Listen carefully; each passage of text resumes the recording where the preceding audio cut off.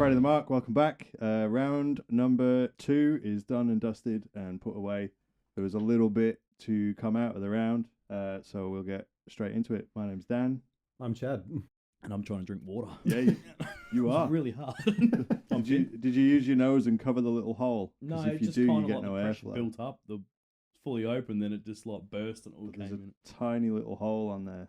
And Yeah. if my nose blocks it, ain't nothing coming out. Did you tickle the epiglottis? That's exactly what happened. There you go. Big fucking beak. Cheeky bit of airflow is required to Do get you like you my beverage. big word, epiglottis? Epiglottis. Can you define it? It's And that use little it thing in properly in your. a sentence? It's that little flap of skin that stops food going down the wrong into your Oh. lungs. Roger Mine that. never works. How do you spell I that? like how that's got heaps of relevance to this week of football as well. You spell it with an E? How does it have relevance to It this doesn't. week? It Oh, does. yeah. I was You've got some twisted legs going on there. This is a disaster. Leave my legs alone. You're going to be holding your microphone all night. So what did we make of the round? Look, there was some good games, some pretty good footy played. There was some sort of, you might call dead rubber, I don't know, but Upsets. Almost upsets. almost upsets for sure. Depends what time you tuned into some of the games, I think, whether you thought you knew what we were doing or not. But Yeah. Look, I think overall it was entertaining. And 8 games, so nice to They'll get it right almost one get day. a full round. They'll get it right one day. Yeah, in like round 6. is it I weird they think left is. both expansion teams in the one? Was that premeditated or is that Yes. luck? Yeah. That's how the fixture goes. And on the fixture, Chris Fagan had something to say. Yeah. Which at first I thought was amusing. Didn't he say that he would be keen for them to play in round 3 when they... No. He said, how did this happen? Oh, yeah. How did this fixture happen where we're playing? I saw a headline. I didn't actually watch it until I went back and watched it. So when I saw the headline, it was like, how did this happen that we have to play now? And I thought, well, maybe it's because you didn't have to play your first one because of the fucking storm. But then, because they obviously got added into that fixture. And that's what I thought he was saying. But no relation to this week's game. He was saying, why are we playing middle of the day in Brisbane in the fucking end of summer when the humidity's up? Yeah. You see all the ice vests and shit that everybody was wearing, and they were fucking frozen mental. towels I on was their like, heads and man, shit. he's dead right. How the fuck does a fixture like that happen? Mate, the whole fixture's a little bit fucked. Oh, it's to be getting honest. worse and worse every year. Yeah. Wait till Tasmania in winter, it'll be snowing. Wait till what? But you know, all that's going to happen is Taddy's going to get the crop of the game, of the cream game, cream of the crop of all the good games. Fuck, that was bad. Butchered that. Fuck me. Fuck the dog, you might say. Yeah, a couple of pregnant Screw the pooch. That's the screwing a pooch. Couple of pregnant dogs running around. That's for sure. There is after the last 3 weeks. That's a concurrent reference. It's they'll get all the games to boost the branding of the new club, and it's just which means you're gonna have priority on more games in colder areas over the games. We're gonna see more of that, like. Yeah. When that comes in, you're going to be seeing all WA and Queensland games played in the middle of the day. So, yeah, I mean, it's only really an issue in March. it's still an Once issue it starts all to the cool time. off in The April, May, it's fixture's not an so issue bad. all the time. The fixture is an issue all the time, but Because Well, you're trying to guess. there's different issues. but there's like 4 teams who constantly just get fucking rubber the green Yeah. in fixturing, and Yeah. it's just not balanced whatsoever. Well, it feels like the Dockers play every Sunday. Like, They do, because they're shit. I don't have a problem with shit teams playing in shit time slots, but that game over there, regardless of the fact that, it was West Coast playing Brisbane, it shouldn't have been at midday in the hottest point of the year in Brisbane when the humidity's up. well, we've had daylight savings. So I think we had one game that started at like 9 o'clock over our That's time. my favourite part of the footy starting early is Sunday morning and Saturday morning games, because you don't have to wait all day for footy. But not at the expense of people getting fucking heat stress. No. No, that my was first cooked. coffee's barely even touched the sides at 9 o'clock. I need more than that. But like, Just crack a can, mate. Have a what beer. happens when a player goes down because of it? Well, did you see Liam Baker run his guts out in Yeah. the first 20 minutes, and then he looked like he was But fucking that wouldn't have even full been the hottest. That hyperventilating. wouldn't have been the hottest point of the game. No. Like it's but the clubs managed it really well. So credit to West Coast and Brisbane. And you know what? There's probably only 4 teams in the comp who could play in those conditions. Well, yeah, Oh, because 6, because I mean they're semi Adelaide, used to it. Adelaide can get pretty hot in summer as well. So it's Yeah. Oh yeah. really only interstate teams who could manage that level of heat stress in the game because they train throughout summer in it. So anyway, let's get into it. Cool.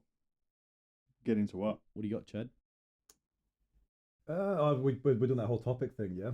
No, We're not. This is not we're planned. here to look into each other's eyes, mate. Yeah.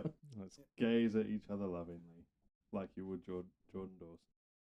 Oh, did he have a game, Big Horse? No, we're going to talk. We'll lead in with like obviously some of the antics. But we wanted to talk, like, I think we're going to touch on a few different topics, but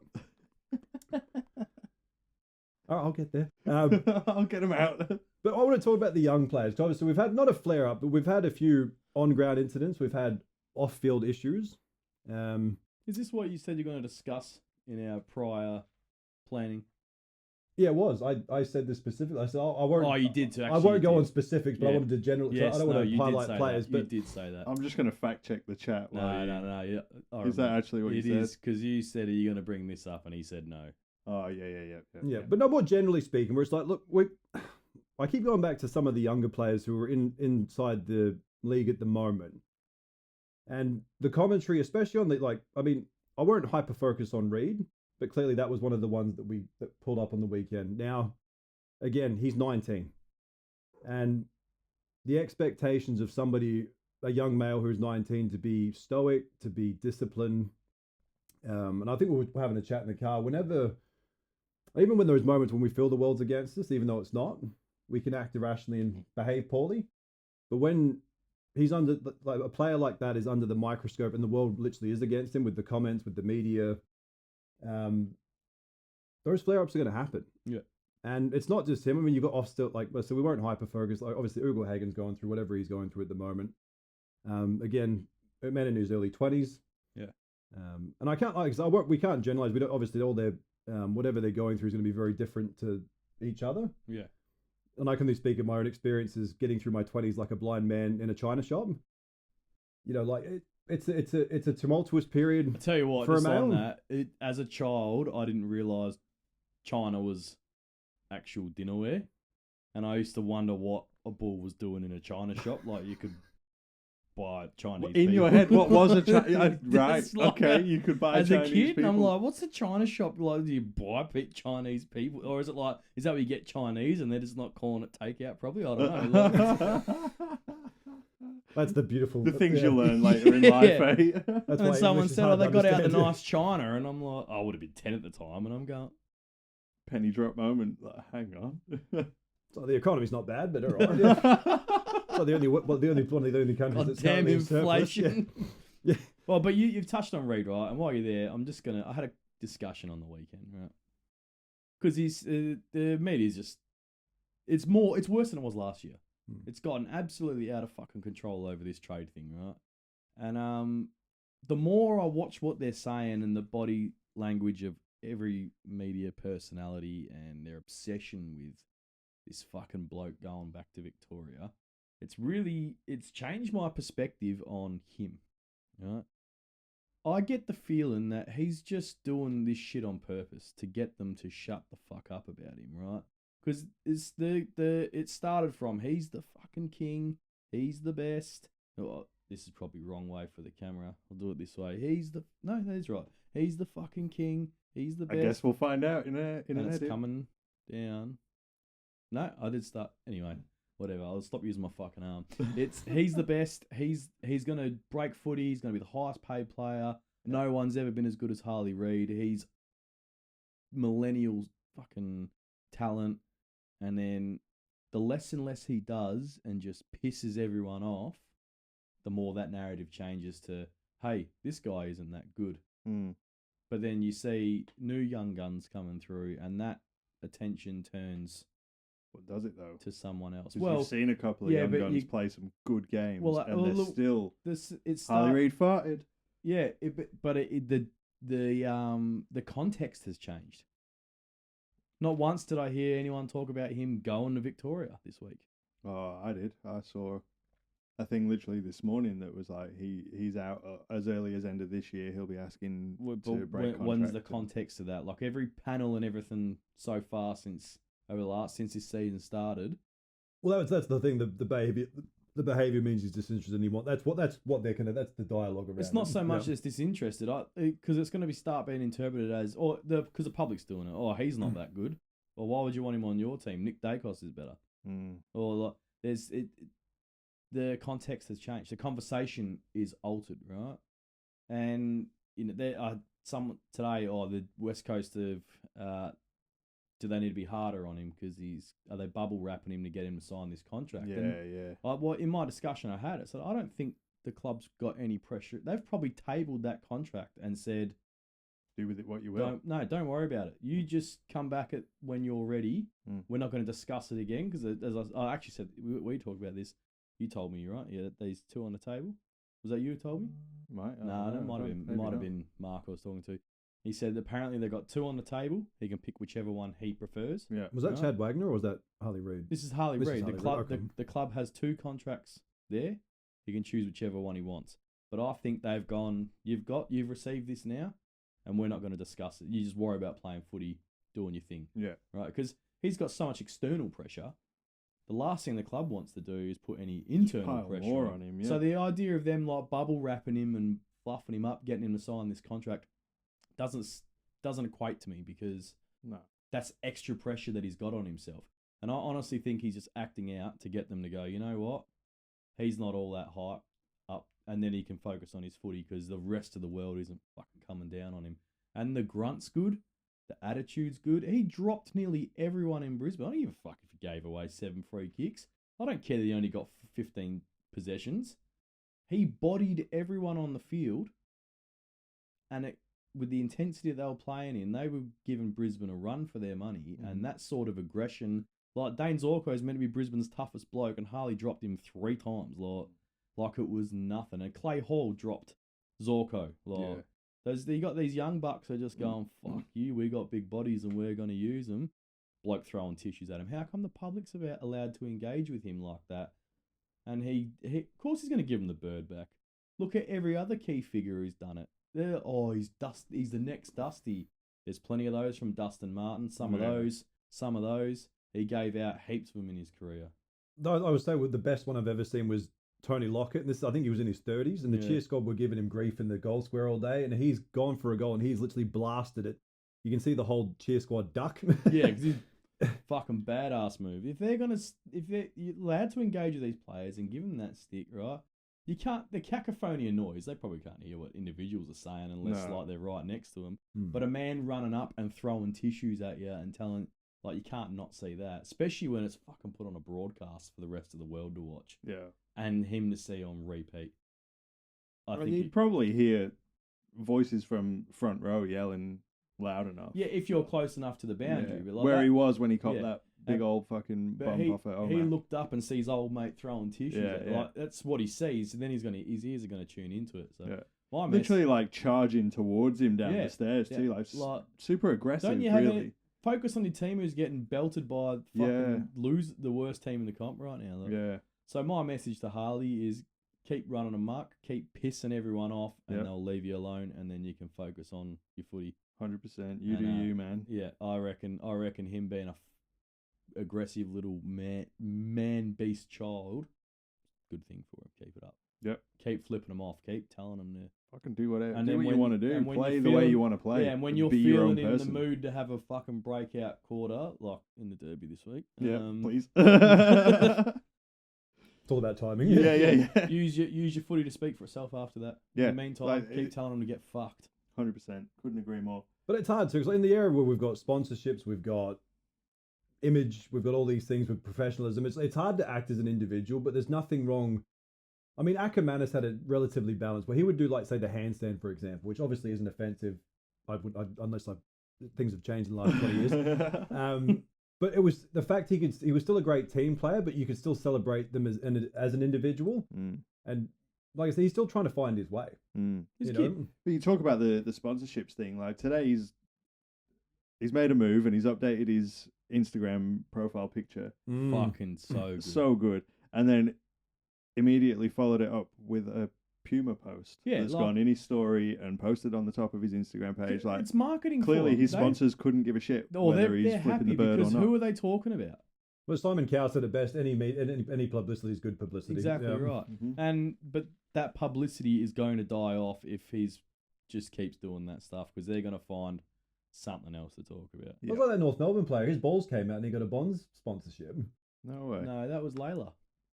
What club did he play for? Richmond in Sorry, on Richmond. I couldn't debut, remember. Yeah, but like I mean, He had a wardrobe accident and someone tagged Bonds, one of his teammates tagged Bonds and said, "Can you help him out?" And he got an endorsement from him. so there's going to be a little No Easter way. egg in this podcast. But he's gonna at be a one point. One of our superstar. nuts will be out. So You can stay already- tuned. Anything for a Spono. You can already tell he's going to be a superstar. On that, Yeah. like kids who are great thing, McKercher's game on the weekend was so good that someone even said, "Oh, they missed out on Harley-Reid with pick 1, but looks like Kircher was the better choice at pick 2." And their narrative is shifted. Yeah.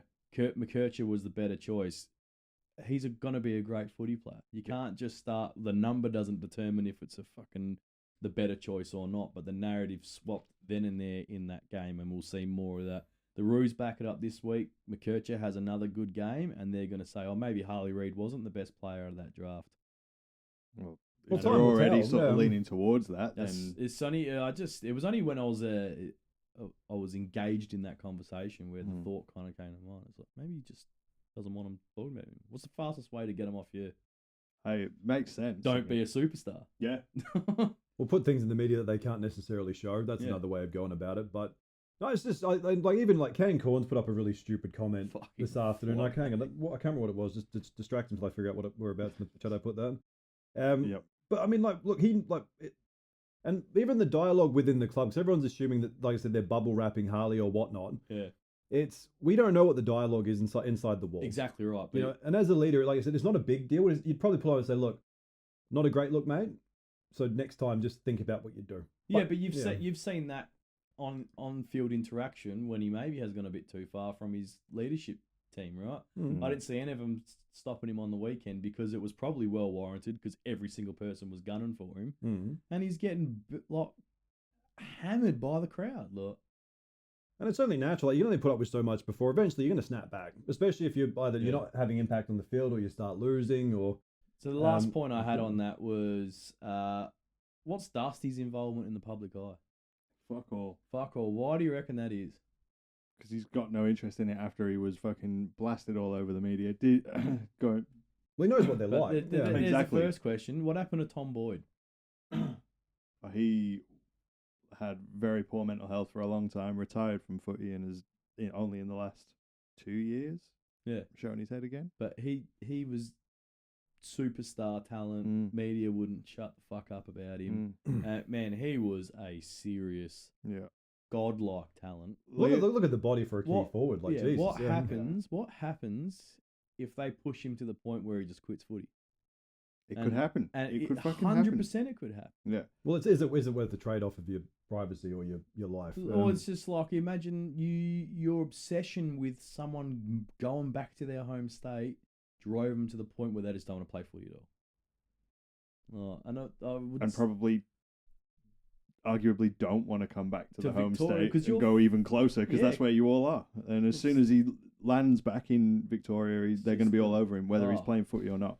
Oh, look, the failure, the flop, Yeah. whatever. Like, or he becomes a superstar and then he goes there and he's just they never leave him alone because he's so good at the game after that. Like I think the club's probably told him, you just do whatever you got to do to get him off your back and we'll support you.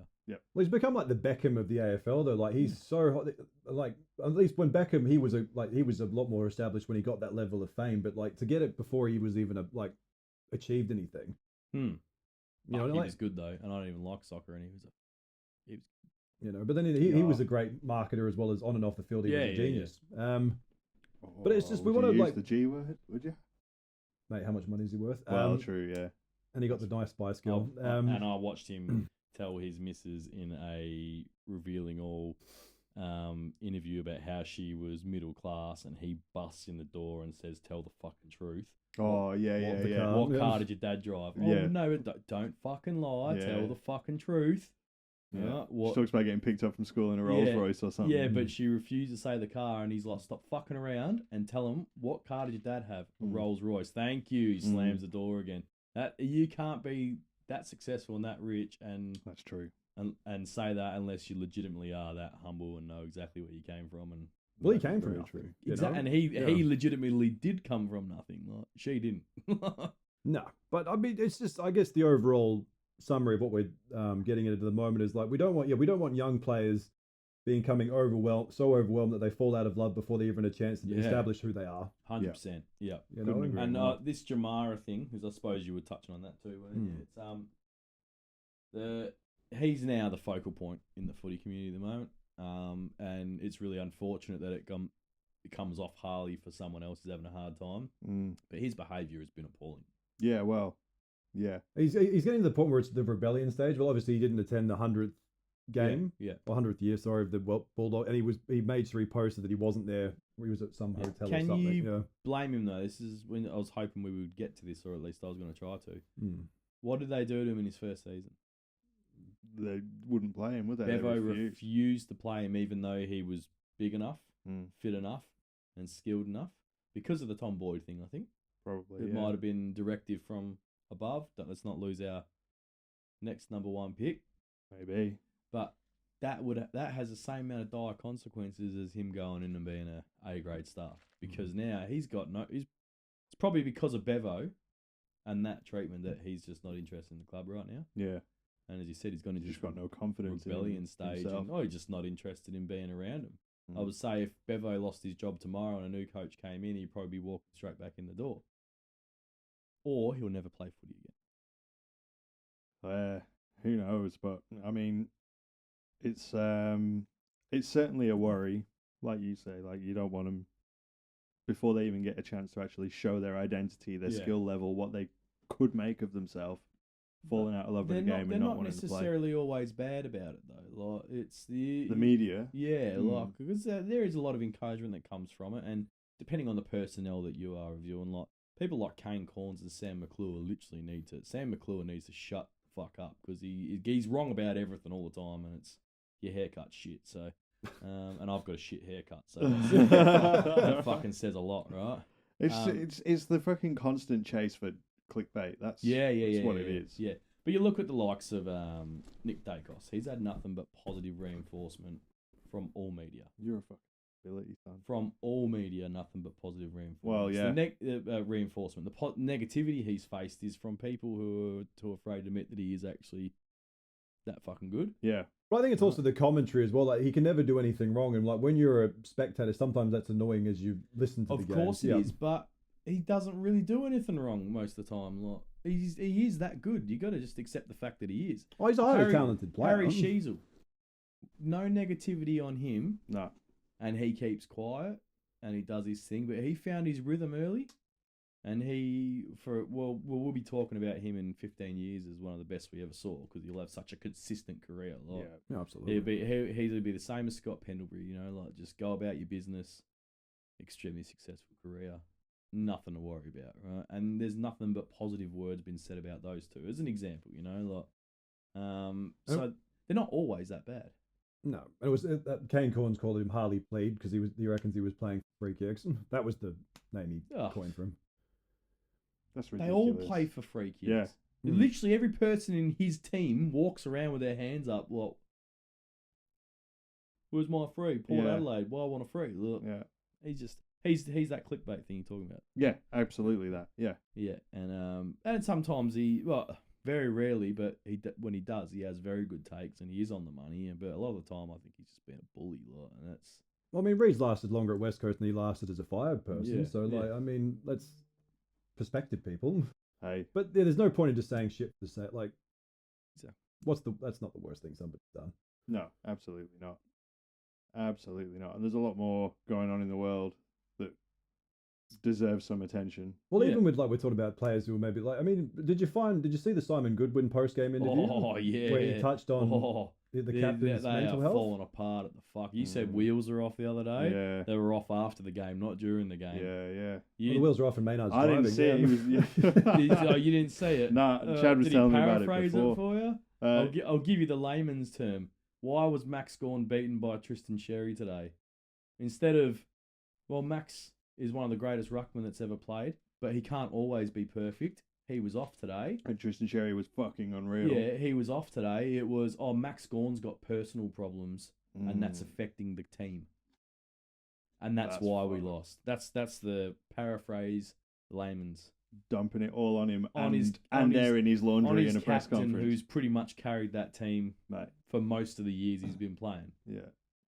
It's about respect. So I don't talk about your hemorrhoids in front of the media. The secret's safe with Chad, but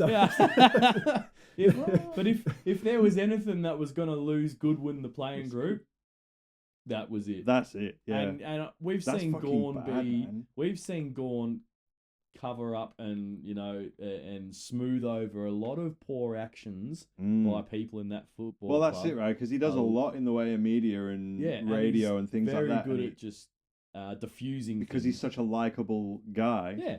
He can go either way though. He even did he it. can very quickly fucking set the place on He fire even if did he it wanted after to. they'd kicked off about like Maynard, and he had some pretty strong words, and then smoothed it over and diffused it after, despite the fact that he probably felt quite negative about it himself, and it was known that he was. He still but how many times are you going to do that? Especially when and if he's having problems, I hope he takes a couple of weeks to get it resolved. Yeah. And don't give anything to that fucking coach while you're going through that, because he's taken away the fucking privilege for you. Everyone's got shit to deal with, right? Yeah. And when you're in that environment, like if you got something going on and you go to your boss and say, hey, I'm dealing with this right now, they don't fucking go tell anyone else. No. You say that to HR. Does HR go around telling anyone else? Do they? Fucking absolutely not, because it is the wrong thing to do. Yeah. And that motherfucker went on national fucking broadcast Yeah. and said it and dumped all this shit for the world because he can't coach a fucking good team at the moment. Yeah. The right thing to do in that moment would probably have been to, like you said, say, look, he's had an off day, and probably shift the focus and put some praise on Tristan Sherry, a young upcoming ruckman who's probably watched actually Max crushing Gawn during the critical years and in his formative years and gone, he's who I want to be. Fucking oath, because like with the age he's at, he probably just missed the knick-knack boat and would have gone straight into the Maxi Gawn boat, and it's just it's weird. That was the thing his mind went through first, though, was Gawn's got personal problems. It's all Gawn's fault. He's got problems. Fuck me. Yeah. It's a team full of people with personal problems, isn't it? Like, they're like you said, the wheels are off. They're off now. They'll be a lot real hard for him to win the playing group because they'll all be upset by that. You would think so. And especially your captain. Yeah, You do that to if he's going to say it about him, what else is he going to say about everybody else? The fucking captain. Yeah, yeah. It's bad, man. It's a scary thought. There was some interesting post-press. I mean, Brad Scott was a bit. He was a bit. What's the word? Cold to the media, and even Chris Scott was a bit. They were talking down to the media, like, if you're in the know. They've always been like that. They have. Yeah, but look, you've lost. We're cop it on the chin. Yeah, Yeah. Chris Scott's always had a bit of arrogance and swagger to it because he's by all rights had the capacity to do so with a 67% win rate, which is better than Ken Hinkley. Yeah, only just. So like I can't understand why he's like that, but Brad Scott's always been like that. He was when he was coaching before. He used to be like North, that. Yeah, he was like that, and you can't do that when you're shit. No, Chris Scott's got the resume. Brad Scott, not so much. Yeah. Well, he's had good lists and never done anything with them, and just driven them into the ground. I don't but we stand on the mark now, so I don't.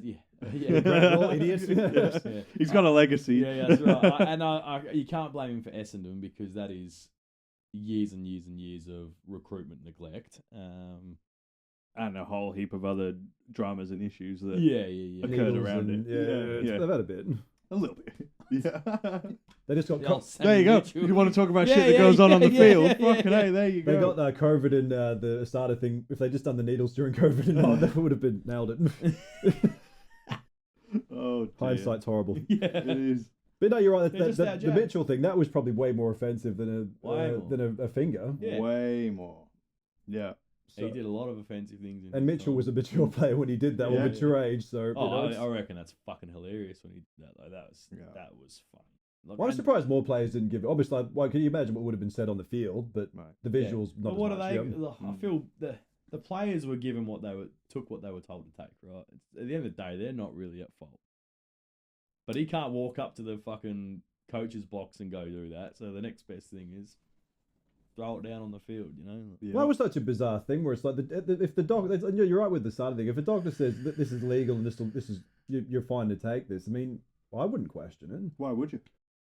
I was Yeah, like, Especially not when medical you're in that professionals. environment, man. Like they literally listen to these medical professionals all week, every They have week. to Yeah. get their bodies fit Yeah. for performing. Like, Yeah, they get told you're good to play, you're not good to play. Yeah. Like you're good to eat that, you're not good to eat that. Whatever all it the is. bans that those guys got was really unfortunate. Yeah, hmm.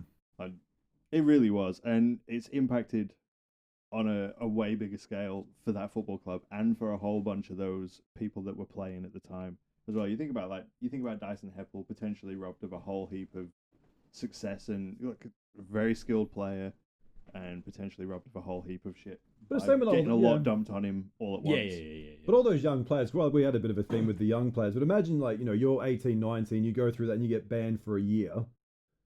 I mean, how's that fair? It's 2 years, wasn't it? They got 2 years. They got bans for. I think the Yeah, coaches I won, the think players most too. do. I don't know how they came to that decision either. Yeah. Wrong way around. But Yeah. The people in charge will let them off. but- Doctors, carry on. You're all good. Yeah. I got no segue here, so No, so I'll start talking about North yeah, Melbourne. yeah. Yeah, I kind of missed Are there 6. any doctors in North Melbourne? There you go, good one. Yeah. I missed 6 opportunities for a segue just before when we were talking about Tristan Sherry. But Yeah. what do you do, right? The subjects, they keep rolling. We're getting good at this conversational piece. But North Melbourne, let's talk about North Melbourne. I decided I wanted to talk about this week because that was an unreal game that they played on the weekend. Just pause for effect. We're finally saying something good about North Melbourne. Yeah, it's been a hot minute. We haven't had a chance since we started doing this. This is our cherry. Actually, Just we say it, haven't. yeah. We've talked about them being a non-existent team anymore. Yeah. Them folding. They've got to be the first to go. Yeah. They're shit house. They've Finally, got no chance. there's a chance that they might be good on the horizon. Oh no, they're shit again. Yeah. Are they going to Tasmania? Nope, Tasmania's got their own team. Yeah. No, it's But how good were they this weekend? Fuck yeah. Like, so good. I was looking at the stats and I don't really usually like to really look at the stats and spend too much time on it. I'll pull it out here and have a bit of a chat about it, but I don't usually like to spend too much time on it. But this week I did, and I had a bit of a dig at how they're going as a group and then how some of the individuals went in that game. Performances were, yeah. Yeah. So as a group, as a team, right now, they sit number 1 in the competition for disposal efficiency. Is that right? 76.7 per That game. is a very big indicator of why their performance has been good. 100%. clean ball move. Clean ball movement.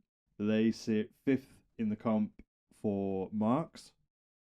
They sit 4th in the comp for goals per game, obviously.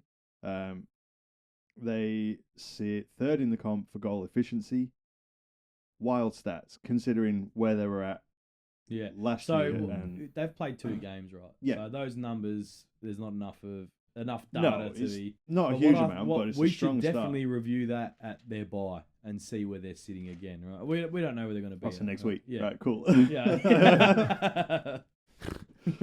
But this 12 is quarters. actually really, it'd be worth writing those down so we can come back and revisit them later and Yeah. go, here's what's changed between now and then, Did they lift? Did they drop off? yeah, or and then whatever? again Yeah. at the end of the season, right? Was it weird that Smart Darling's move. only played these 2 games to get to his 300th? Is that It was a bit wild. Did you see the video of Nick Larkey in there? The change room is fucking brilliant. Brilliant. He's like, oh, Jack, it's been great playing with you.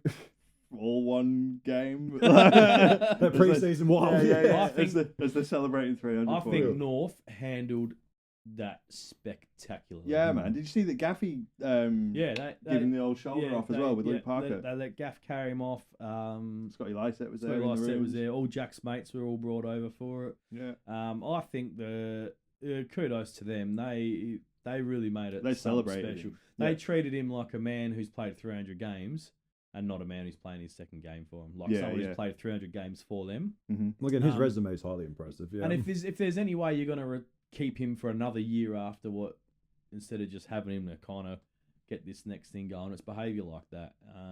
It was really something else. Really and it's was. the first milestone game he's ever won in his career. Yeah, I saw him say that after the game too. That's fucking wild, considering the career that he's had. And you think about most of his milestones We're all like were peak West Eagles, Coast eras. So, yeah, unlucky. pretty interesting. Great pickup for North. They've really because I think sometimes you can when you're like towards the twilight of your career and like say if you're in a team that's, I mean like Tex at the moment where he's not that he struggles, but since that team is in the nice age point where he's not necessarily needed a lot anymore. He doesn't have to do it Yeah, all. they must have other racists already. Yeah, they don't need him to do it anymore. We're just telling him to be more subtle.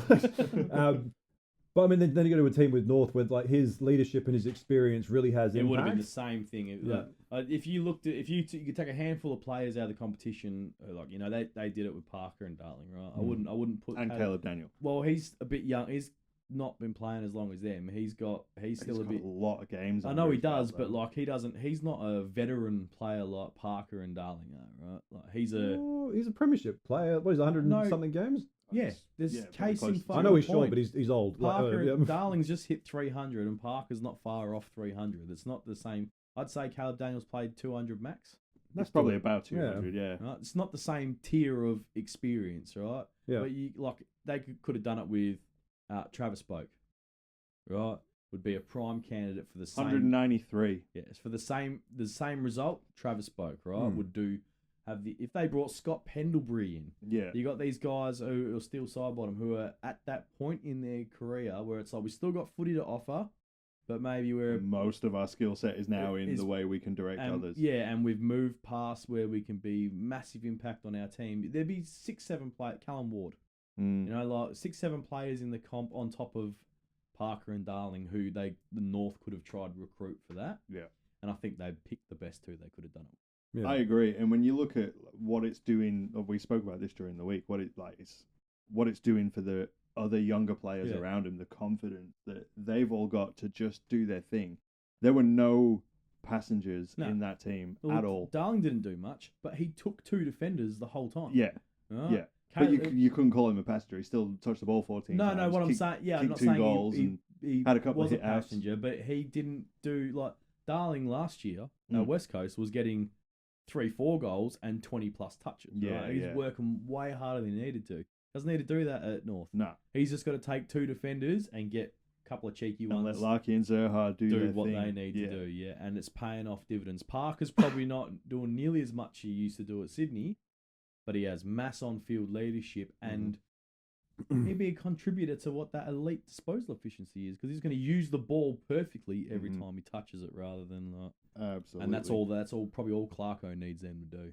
Well, yeah, absolutely. And you look at some of the young people that are around Luke Parker in that space. It just elevates them and 100%. boosts their confidence. Therefore, they're more efficient with their disposal because they're flying. They're feeling real good about what they're Daniel's sitting in like your peak performance period. Almost 800 meters gained. 150 to 200. That's like your peak performance game. Yeah. Right? 150 to 200. Yeah. He's sitting in that. So they've brought him in at the right time to be a significant impact to the playing rather than leadership. Do you know what I mean? Yeah. I've always loved Caleb Daniel, and he was tearing it up in that game.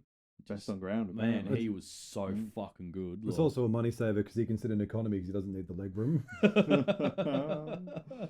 That's funny shit. You're a funny man sometimes, Shadows.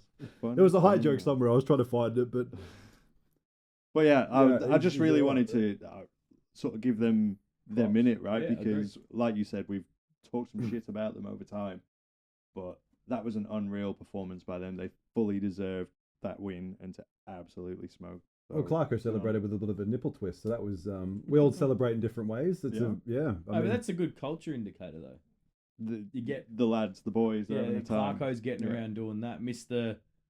I'm serious all the time. Yeah, well, the fella didn't crack a smile until the last minute and a half of the game or something. They kept flashing him in the coverage. He's doing his job. Exactly, and he is dead set serious until that siren. And you know what? They would have celebrated that night, and that's the end of it. Yeah, move on. We'll review on Monday. No way Clarko lets them hang on to that. Yeah, because you're going to get more of them in the year. That's going to be the attitude. Well, exactly. We don't need to hang on to it because we'll just do it again next week. And we'll do it. Who do they have this week? That is a great question. 778 meters gained for Caleb Daniel, just quietly. pretty fucking. That's good. absurd. They got the Swans, Yeah. so that'll be a Oh, bit of a that's tester. gonna be a good bloods and game. shin boners. Yeah. Where is it? Marvel Stadium. Oh, So it'll be a yeah. nice, clean, skilled game, you would think. Yeah, Closed and they'll roof. Probably Sydney, win. Sydney can't hit a target up after this week. So Well, if we could add segue of talking to the ball in a China shop, Sydney's the goal kicking. Jesus Christ. Oh, yeah. yeah. We won't go into them yet, but No. like, oh yeah, there's That's going to be a actually very good game of footy. If they're both their best performances come, that's going to be sick. Yeah. Talking of the tips, how did you go? I haven't checked. Well, I Did can Finn tell- talk about what he wanted to talk about? Oh, or- did you? I'll get there. Oh, well, yeah, we're just all right. Yeah, yeah, yeah. Did I'm- you want to do the tips now? While we're since While we've you were mentioned them? talking, I'm just going to punch mine in while we're talking. Ah, and well, then- we've all equaled out on the tips, so we're all sitting on the same because we caught up. Are we even? Are we? Yeah, we played. We caught up 1 to you. because I tipped Essendon. You tip the Bombies, mate. You tip the Bombies. Yeah, it was, I mean, if you look at the Afraid of the Mark ladder, Mm. aside from Greg P, Everyone's on the same. I'm number 2 on the ladder. My Oh, you third or got better. fourth. You got Greg better, P's beating me You got better margins on margin. Yeah. Yeah. Okay. Yeah. I see. Where that. am I? Am I fourth? No, you're right behind me. And then James the yeah. Conqueror, whoever James the Conqueror is, I James the appreciate you. Conqueror. Then Finn, then our boy Will, and then then Sahara, D. and then Tyrion right at the bottom, having a rough trot. He's Sahara. only 1 tip behind. We should find who these randoms are We should. on social media and then invite them to join our pages so they can be involved in whatever this Proactively is. contribute. Well, Yeah, outside of being how would you even do that? I don't. well, Sahara Davy is pretty straightforward. I don't Yeah, reckon true. Start There's, digging. there's on probably Facebook, not a lot yeah. of those. Sahara, reach out. There's not a lot of Tiernans in the world, so I reckon There's a lot of Greg P's Yeah, and see, boring old Pauls. yeah. Are we announcing the fact we've finally got a female subscriber for the first time ever? Like I think that's a pretty landmark Are you moment. back? We did that last week. Yeah. Oh, well, she's like the page. Now it's now with AFLM and AFLW. We've got both. Yeah, that's what you do, my man. ABC. All right, let me put them in. So, and then I'll talk about what I wanted to talk about. How's that sound? Upcoming games. Well, I have Port Adelaide by 47 points. 47. Oh, that's who are they playing again? Essendon. Bombies. Keep going. Oh, okay. Hang on, I'm trying to set my scroll. It's not really. Jesus. Chad, run through yours, mate, while he... All right. Well, Finn's mucking around with his tip. I will go. I'll go Port Adelaide by 23 The whole points. thing's a tip, mate. Yeah. I'll go Bulldogs, Gold Coast, St Kilda, GWS, Brisbane, Crows, Fremantle, as much as that hurts me to say. Okay. I've got Port by 24. I've got West Bulldogs. I've got Gold Coast, St Kilda, Hawthorn, Brisbane, Adelaide, and the West Coast Eagles. Because All right. Fremantle suck. I've got Port by 47, Western Bulldogs, because let's be honest, they only just missed because of the umpires. Yeah. I've got the Suns because the D's are just going to collapse at this point. Yeah. I'm looking at these percentage spreads and like what seem as no-brainers as favourites to me are underdogs. I'm surprised Hawthorn's so heavily favoured. Yeah, I'm going St Kilda over the Tigers. I want to be wrong about this. I want to see that round 1 Tigers come back again, I but agree.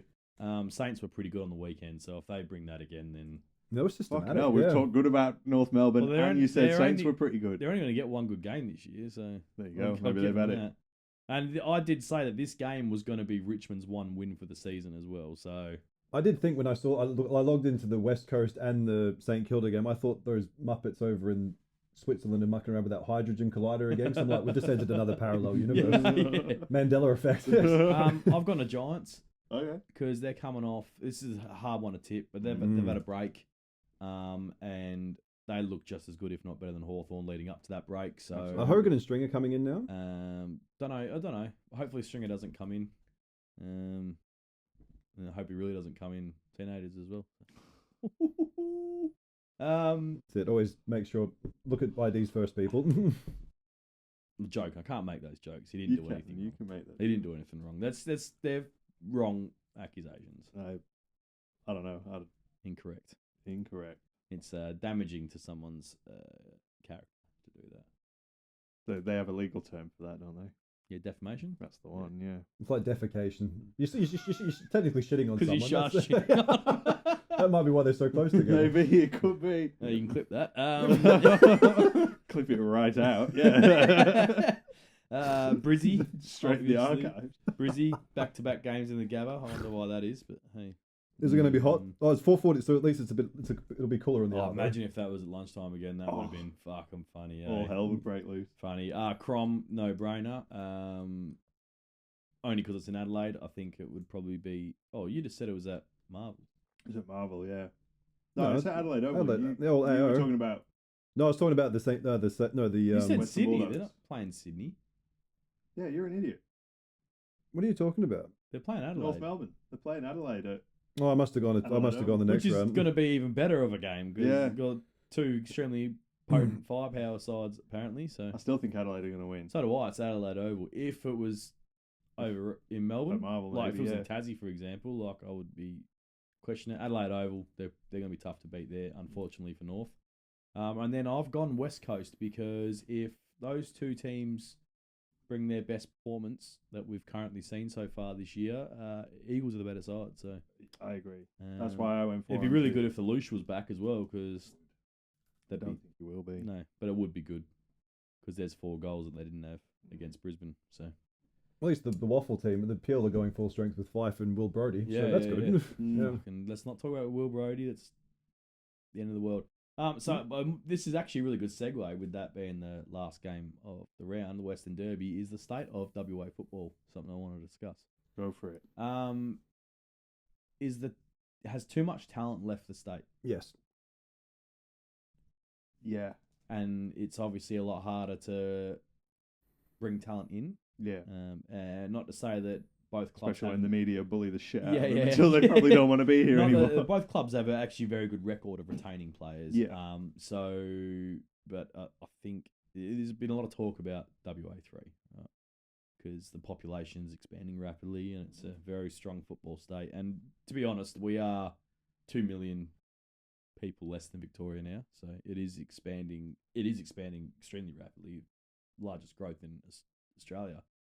But considering how bad those two teams are, how do they make a third one good enough to be competitive You couldn't.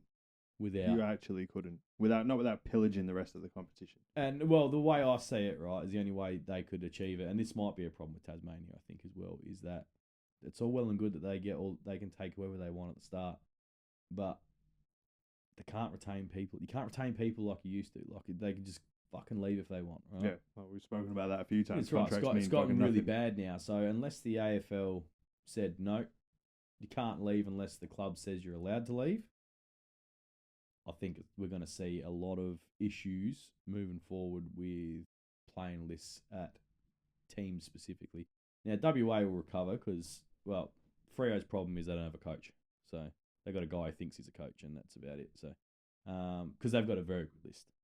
Right. They do. The age profile is nice now. Yeah, very good, and some extreme A grade talent, and West Coast list starting to look very healthy too. So I think both these teams are going to recover, but it says a lot when both of them are eating shit at the same time, right? Because you go, well, we're a massive state. We should be able to have the best teams. On paper, we're two teams feeding from a football state that is 70% the population. Arguably, the talent pool should be fucking huge. Much larger because it's 70% of the population of Victoria that has 10 teams. Right, so in theory, we should very much have 2 non-stop all the time gun footy teams if they were recruiting purely from their own state, right? Yeah. So is there an issue in grassroots footy? I don't think the grassroots. I think it's the drafting. Like the amount of players who have left WA. I mean, you've got players like Georgiadis. You've got there's Aaron so- Norton. there's Like they don't get so- picked up by WA. There's so many over east. Yeah, Yeah. but the problem is that they're gone before the teams get to look at them. Like you got to remember that for most of those periods over the last 15 years, West Coast and Freo have been finishing relatively high, right? And if it's not one, it's the other. You know, like Yeah. So by the time they're getting to their trade point, and if they've traded out picks and stuff like that, they get to that, then they're gone. So does there need to be a specific rule that you can only take so many from your own state before you start going from the other ones? And like the issue that creates there is like what positions they are. If you say you have to take 4 WA players before you can take someone from New South Wales, and the top 4 WA players are defenders, and you don't need them, or they're all midfielders, and you're out there trying to get the best key position player you can get. Is that going to continue to cause problems for these two footy clubs? I think the issue is like if like Is that going to be an issue we're going to see in South Australia? The Port's going down, but Adelaide's finally on the way back up. So there's always one performing well. Like there should always at least be one in each state if they're housing 2 teams that are good, right? Like New South Wales have had fucking 2 good teams for forever because they get spoiled, and it's actually gotten out of hand now. When you can see like they get all these concessions and all these academies, and Queensland's the same, and you now got 2 very strong Queensland sides. Like Gold Coast are obviously rapidly improving. New South Wales have been strong for ages, and South Australia and WA have 1 up and 1 down. And in WA right now, you have 2 down. And it's like, why can't they take their academy dudes? There's a lot of these issues, and it could become a problem very quickly over the next 10 years, especially with Tasmania coming in. And like, if they introduced WA3, would WA3 get the same concessions that New South Wales get, that Queensland get, that Tassie's going to get? Like, is it going to be, oh, no, you guys are established from WA? And then that completely shafts West Coast and Freo for another few years. Yeah. Like I like the idea of WA3, and I think it's the Pilbara Pirates. Hey, the Pilbara Pirates. Pilbara Pirates. Yeah, well, it's looking more and more possibility that it's going to be Southwest, especially with North selling those games and Bunbury becoming a Bustleton. I've got nothing. Bongs. Yeah, there's a lot of drugs down there. There's Bustleton bongheads down there. They manage them up mushy eaters. Well, that's the problem with the draft as well. Like the drugs cost more in WA because it's got to go across the Nullarbor. So like you move over east, cheaper drugs. But I mean, it's double prongs. It's like, say if a SA player or a WA player gets drafted to Victoria, that's not a bad thing. So they think, oh, I'm over in this state for football. Or if they get drafted at their home states, it's like, oh, I'm close to family, so that's okay.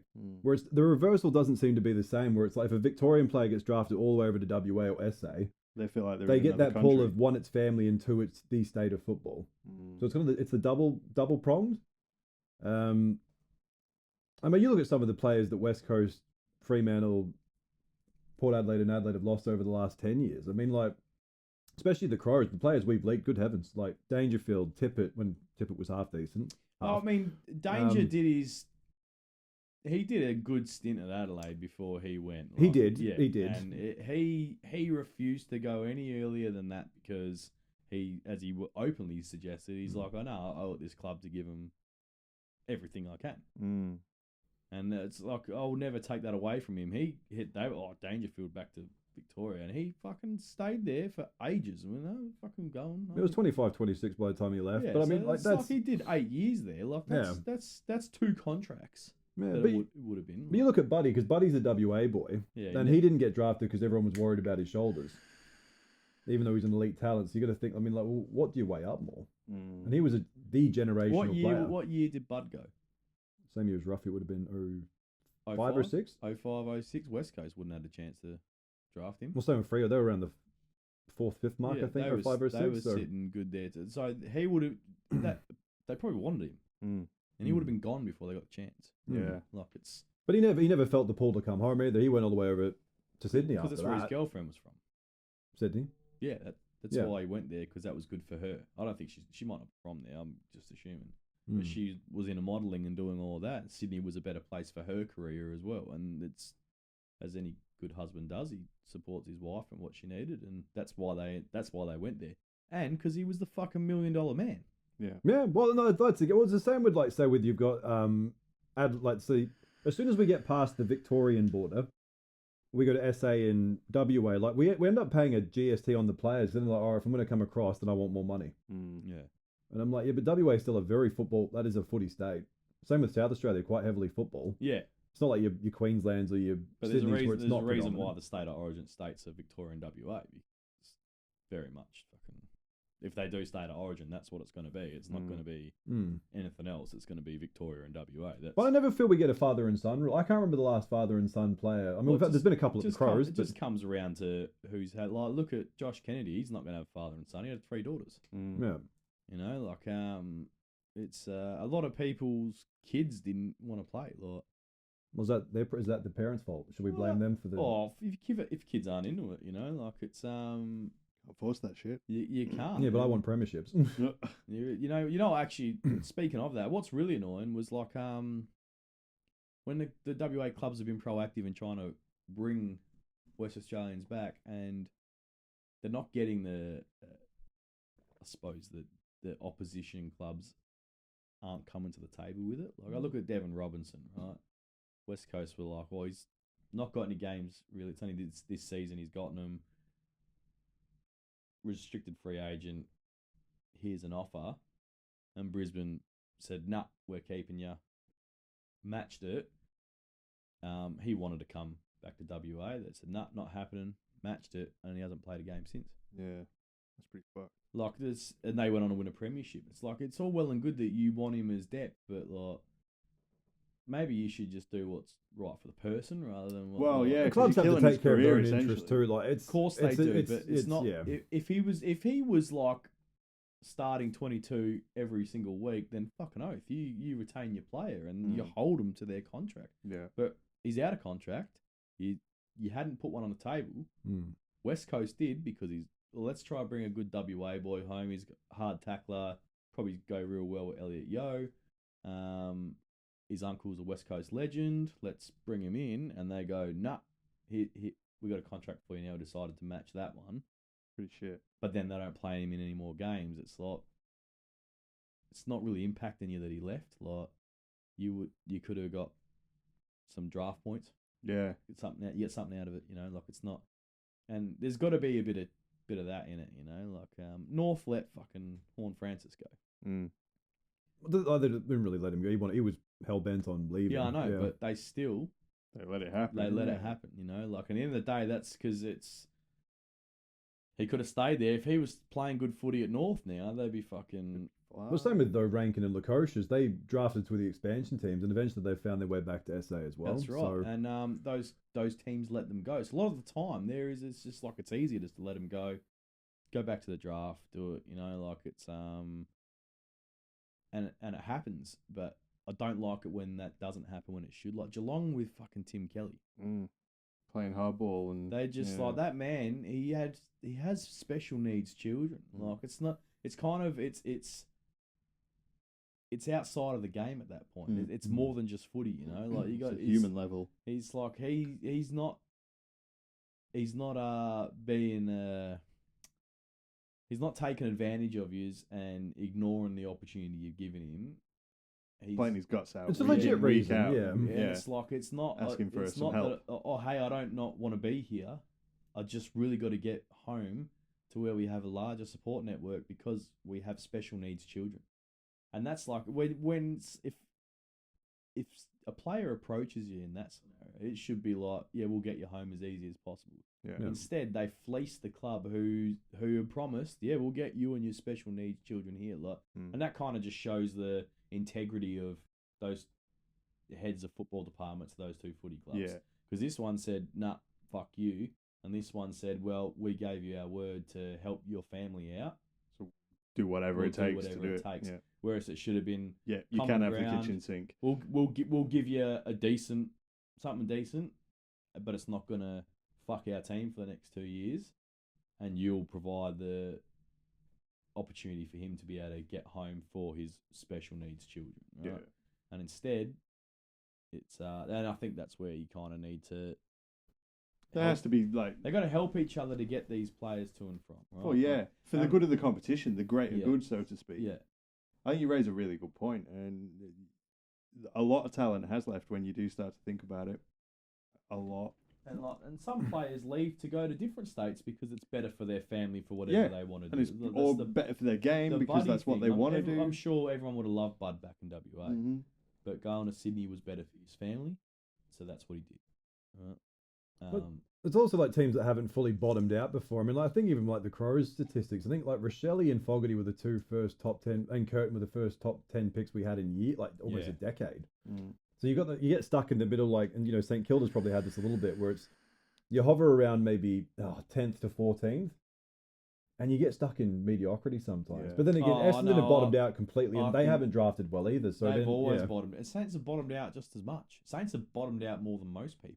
Right. Maybe Saints are a bad example, but I mean, there's teams who hover around that mark. Richmond had a problem for years for hovering around that mark, and were only getting around that. They had a serious problem with it, but then they were able to start finding good role players that got them to a fucking dynasty, and they're actually lucky now because they bottomed out hard, got fucking traded out heaps of people to get more in, and a handful of good picks. They're going to have 2 years of pain. That's going to be a premiership winning team again, I think. And North have seen the result of that now as well, but they managed things poorly with coaches between point A and point B. But once they got Clarko, they were on the right track. But even the Crows have gone a bit more home talent because Fogarty and Phil Thorpe, SA boys. Yeah, you got Rochelle Victorian, but they're trying to. They've got a good balance of homegrown. They really need to do it, and you got to have a mix, right? And as long as you can retain 70% of your interstate players, but your primary focus is retaining homegrown talent, then if you get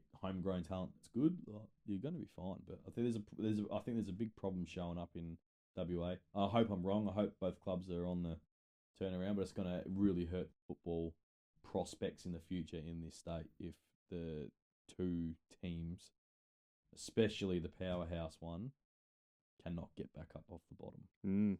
Especially in the next 5 years, because once Tasmania come in, it's going to be even harder to rebuild. Yeah. Like it'd almost be in their best interest to keep focusing on development rather than winning, so they can take advantage of it before it becomes bad. Dank and take, baby, jabs and tank to get those picks. So I don't mean tank. I like you because if your development is a priority over game, let's focus on getting these guys. Obviously, it's bad on the players because they want to be winning. So you got to get some form of result. Yeah, you do. Yeah. But then I guess it's bad for the reputation of the club too because nobody wants their club to be looked at that way. But then at the same time, do you get looked at like shit for a couple of years to then bounce back a lot quicker? I think Melbourne, and it's all forgotten about pretty quickly because you're winning again. Melbourne found out the hard way that even they never got proven to do that, but it destroyed the they were even in a worse spot for years after that. Again, it's not worth the trip. You want to build that winning culture. That's more important. Than it's always more important, and it's like anyone who understands that, you got to do it. And winning culture can be bred from losses as well. If you're getting closer and closer every time, and you're showing that the work rate is getting there. Well, that's it, because you start to win by showing up for each other, and the wins look a bit different, but they're still wins. But then you'll find yourself winning more than you're not because of it. So. Yeah. Well, I believe the good one is like Phil Thorpe when he came in, skinny lad. The size of him now and the dominance he's had towards the end of last year and the start of this year, it's just like that's homegrown talent, and you can watch. He was always going to be good though. It's just the hardest name to pronounce. Phil Thorpe. You can't say that quickly. Phil Thorpe. If he's moving the ball quickly. Fucking Phil Thorpe. Phil Thorpe. They need to. I gotta go straight for F's. The torpedo. He needs to change that. It's not good. You can't because you already got Warpedo. You can't.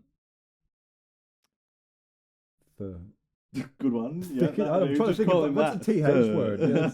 Just make it Ian Thorpe joke and you'll be fine. Yeah. On that note, WA Footy will be fine. Hope so. Yeah. Anything else that you wanted to bring up today?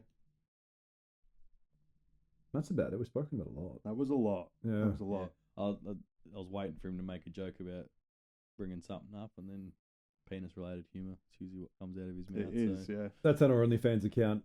And I apologise for the nipple in the first episode. I didn't realise it was out. Hey, we're now on most platforms. YouTube's running, guys. So it is. You can find us on TikTok, Threads. Yeah. Instagram. Obviously, YouTube. Spotify, Apple Podcasts, all streaming platforms. Even TikTok. What up, fam? If you don't want to listen and you want to watch, which I think is probably a bad idea because you have to look at us, jump on it.